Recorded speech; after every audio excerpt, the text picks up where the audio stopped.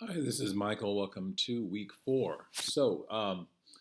We had a really interesting week this week, and I think everybody participated and did a lot of great work in understanding where their data needed more or fell short. And that's to be expected. This is just the way the course works is that you find some source, whether it's within Airtable or another source on the web, to get just a basic start on a table of data, but now you own that data, and as part of our work, we get data that we don't know anything about, or we don't know if it properly represents any value proposition at all. And my assumption, for the most part, is that the data is not very usable.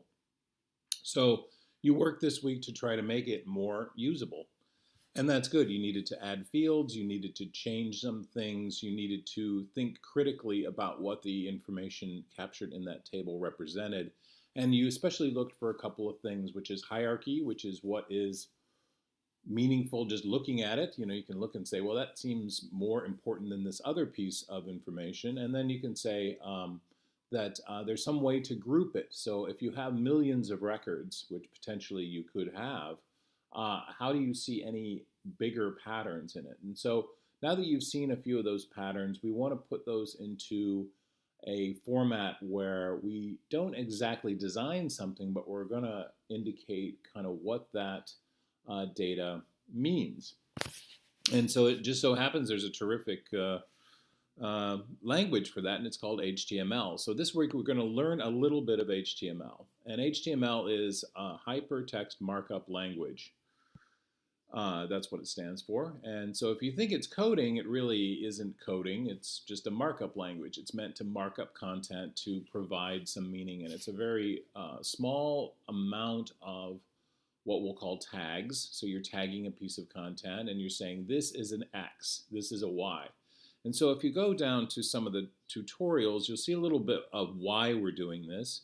And we'll also take a look at there's some really great ideas about how we really do need to understand a little bit more structurally what we're presenting rather than just go straight into putting boxes or putting things onto a screen.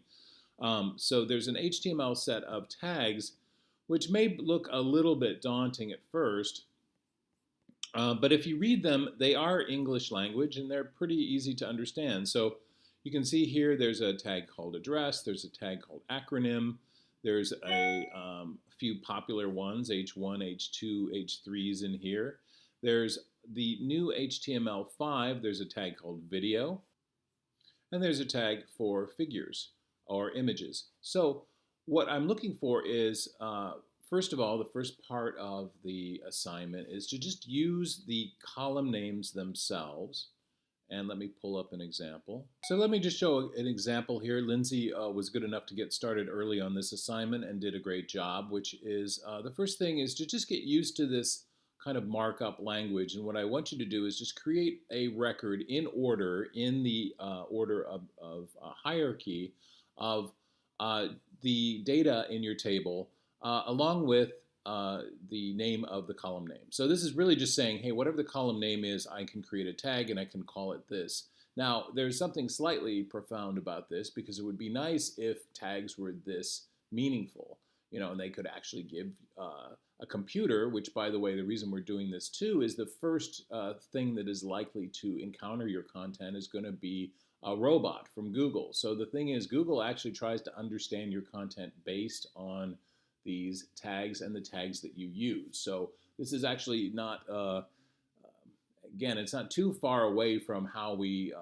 are able to make our content more discoverable and more important, so that there is some good background. Not only that, but we're making it visible to others on the web. So I want you to do this first, and then what you're going to do is, using the HTML5 tags, you're going to translate. So oftentimes you might use a tag like a list. You might, if you're not really familiar with HTML tags, I really don't want you to be too intimidated because they are, in a sense, just English words like this. There is one subtlety, though. We're going to use HTML5 tags, and HTML5 has added some really interesting ways to group things. And here's another example. They're able to use these tags like header and footers. So there's two things. First of all, mark up the content, especially be very aware of headings. H1, H2, H3 are headings, and headings are hierarchical, meaning if everything is a heading, then nothing is a heading. So you want to use them very sparingly. And then secondly, I want you to start working and thinking about groups. How do you group things together in the HTML? I know we're talking about grouping by different tags, but I'm looking about HTML groups. So there might be parts or sections of one record, and you're really going to mark up just one record with the information on the in the table itself, and then you're going to mark up another record, and then you're going to do three repeats of, or two more repeats of that. So three records in all with data from your data set in it. And we're going to take a look at that together. And I'll be, like I was last week, I'll be able to take a look and give some comments and give some help all throughout the week. The point is to try to have something where there is a identifiable, readable pattern here that you could look at and say, well, now this is more important than this, and this is grouped with these things for a reason.